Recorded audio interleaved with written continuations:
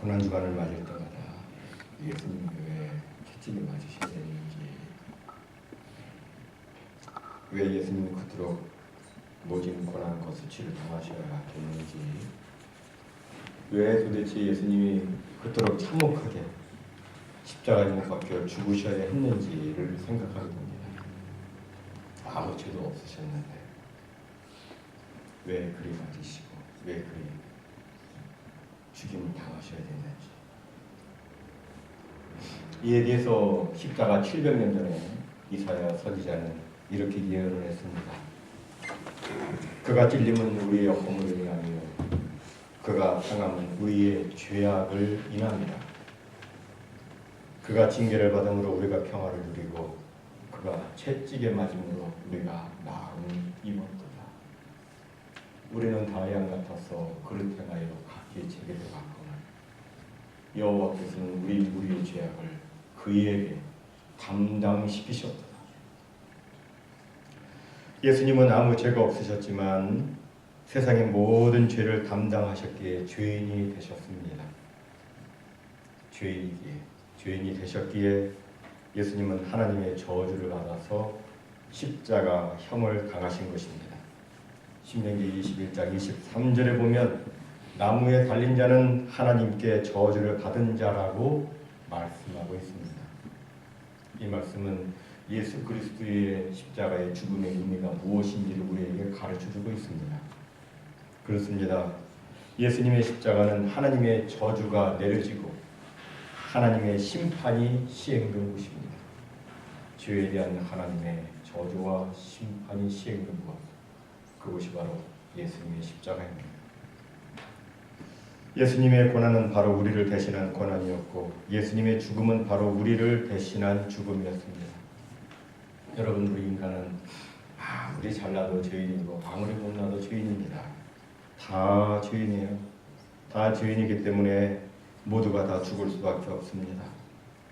게다가 죽고 난 다음에 그것으로 끝입니까? 아니죠. 그 다음에는 하나님의 심판이 있고 그 형벌이 있는데 그것은 영원한 지옥 고통이라고 성경은 말씀합니다.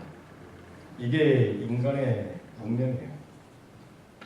하지만 하나님은 이러한 우리를 불쌍히 여기셨습니다. 그래서 예수님을 이 땅에 보내셔서 우리가 받아야 될 저주, 우리가 받아야 될 고난, 우리가 받아야 될 죽음을 대신 당하게 하신 것입니다. 그래서 누구든지 예수 그리스도를 믿으면 영생을 얻고 심판에 이르지 아니하며 사망에서 생명으로 옮겨지도록 그렇게 하나님께서 하신 것입니다. 우리가 종려주를 맞아서 이런 부분은 꼭 생각을 해야만 합니다. 채찍에 맞으시고 십자가에 못 박히신 예수님, 그 예수님을 내가 과연 정말 믿고 있는가? 그 예수님 안에 내가 있고 내 안에 예수님이 있는가? 이것을 우리는 꼭 확인해야 됩니다. 사도 바울은 갈라디아서 2장 20절에서 이렇게 고백을 했습니다. 내가 그리스도와 함께 십자가에 못 박혔나니. 여러분, 우리는 예수 그리스도와 함께 십자가에 못 박힌 사람들입니다.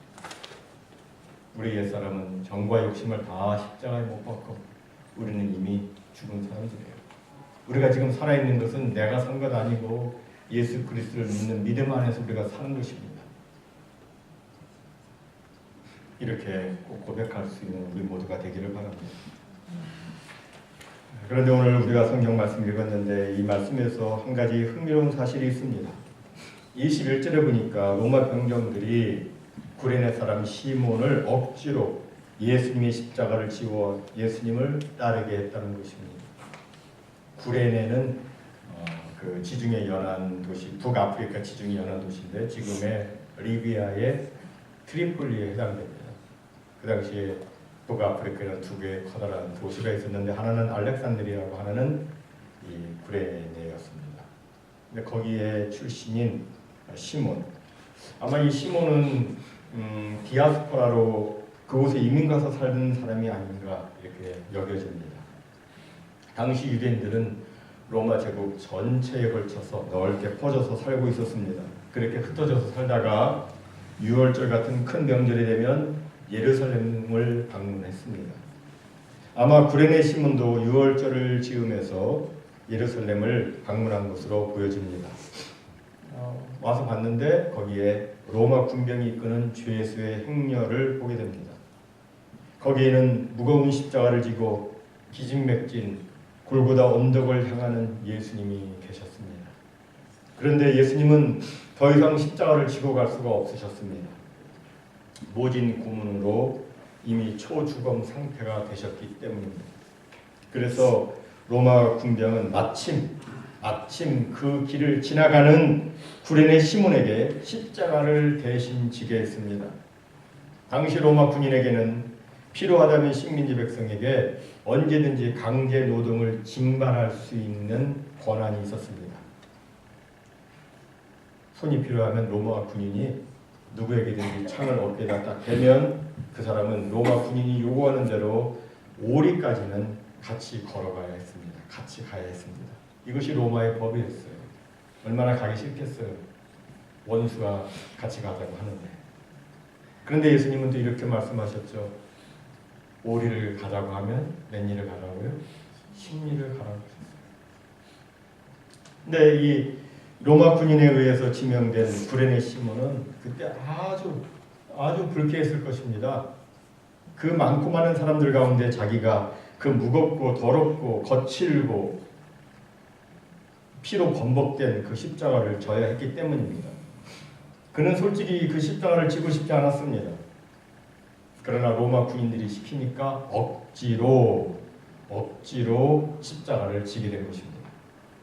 억지로. 여러분, 우리는 억지로라는 말을 언제 쓰죠? 본인의 의사나 생각과는 전혀 관계없이 강제로 하게 될 때 그 말을 씁니다. 피하고 싶은데, 하고 싶지 않은데, 정말 생각하기도 싫은데 어쩔 수 없이 하게 될 때 억지로라는 말을 씁니다.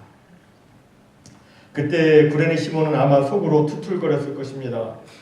재수가 없으려니까 하면서 입이 튀어나와가지고 얼굴이 막 일그러지면서 정말 억지로 십자가를 지고 예수님의 뒤를 따랐을 것입니다.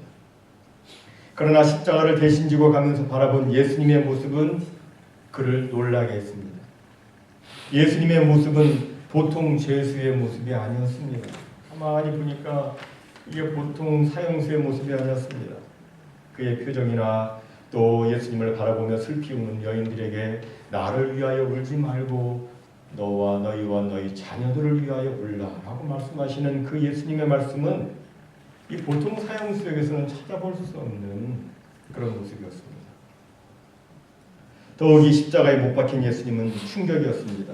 자기를 못 박는 자들을 위해서 아버지여 저들을 사하여 주옵소서. 저들은 지금 자기들이 무엇을 하고 있는지를 알지 못합니다. 저들을 용서해달라고. 이렇게 기도하시는 예수님의 그 모습은 그에게 있어서는 놀라운 충격이었습니다.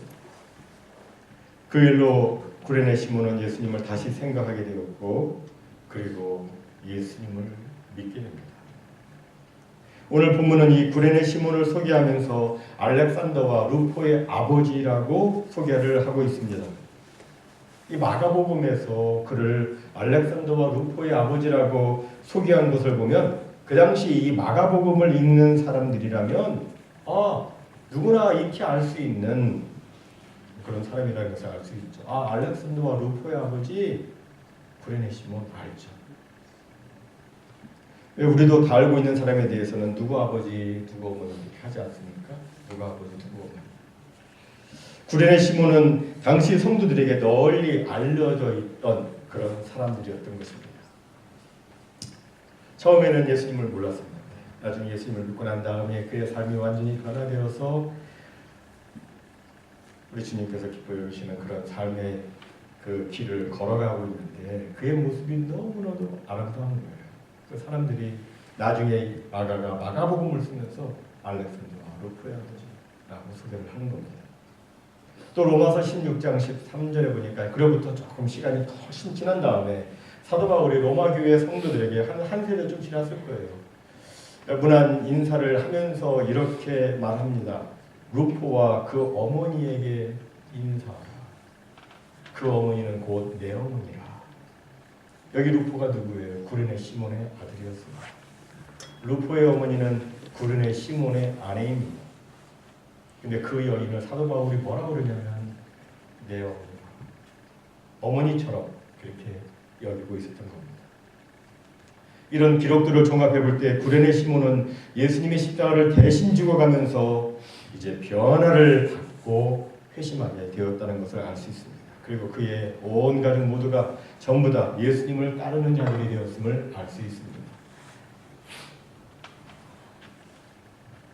그리고 나서 이제 초대교회 성도들에게 그의 가족과 그는 모두에게 다 인정되고 또 존경할 만한 그런 중요한 인물이 되어 있었음을 우리는 성경을 통해서 발견해 볼 수 있습니다.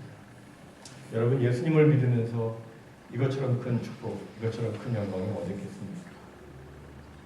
다 알아줄 수 있는 크리스천들이 한 가족인 우리가 다 인정하고 알아줄 수 있는 그런 사람.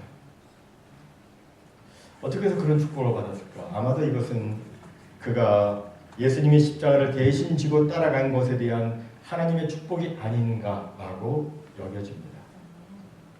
정말 하나님에게는 공짜가 없으세요. 억지로 하신 것에 대해서도 하나님은 보상해 주세요.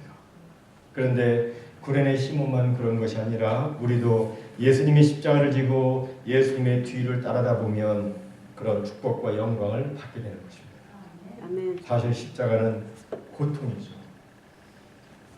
이게 십자가 보셨잖아요. 희생입니다. 십자가는 그거예요.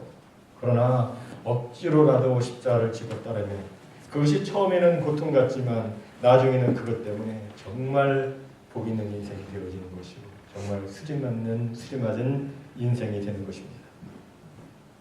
예수님은 말씀하셨습니다. 아무든지 나를 따라오려거든 자기를 부인하고 날마다 제 십자가를 지고 나를 쫓을 것이니라.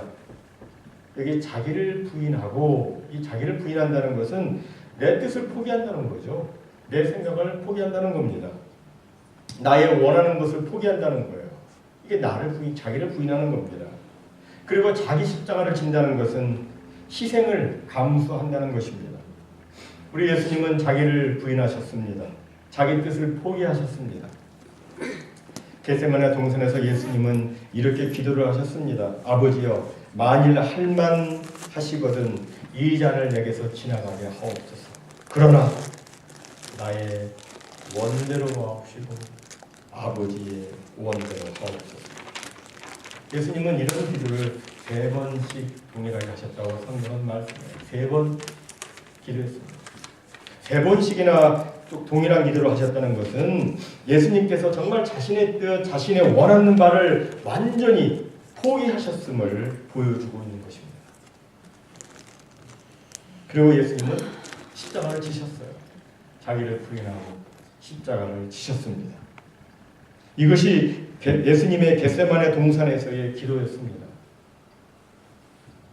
그런데 우리 사람은 어떻습니까? 우리 사람은 겟세마네 동산이 아니라 에덴 동산에서부터 하나님의 뜻보다는 자기 뜻을 따랐습니다.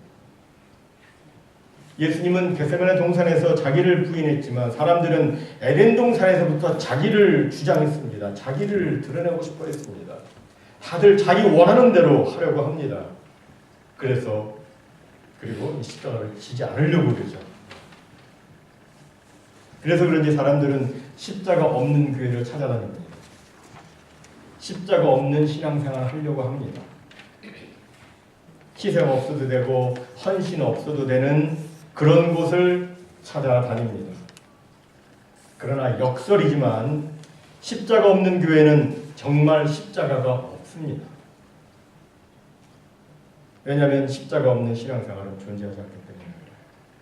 십자가 없이 신앙생활을 할 수 있습니까? 십자가 없는 기독교 예수 믿는 것이 가능합니까? 불가능하죠. 우리는 자기 십자가를 날마다 지고 예수님을 따라가야 돼요. 내 고생하는 것 십자가 짐 같은 고생이 될지 모르겠지만 그러나 앞서가신 예수님 바라보고 예수님 따라가는 거예요. 그러다 보면 그 길 끝에는 영광의 주님이 기다리고 있어요. 승리하신 주님이 기다리고 있습니다. 사랑하는 성도 여러분, 이제 또 고난의 한 주간이 시작됩니다. 이 고난 주간을 연례적으로 지나가는 행사로 생각 안 했으면 좋겠습니다. 또 고난 주간이네, 이게 아니에요.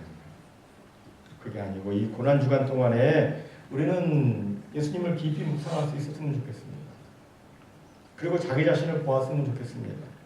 나는 과연 예수님을 사랑하고 있는가? 나는 과연 하나님께서 기뻐 원하시는 모습의 신앙생활을 하고 있는가?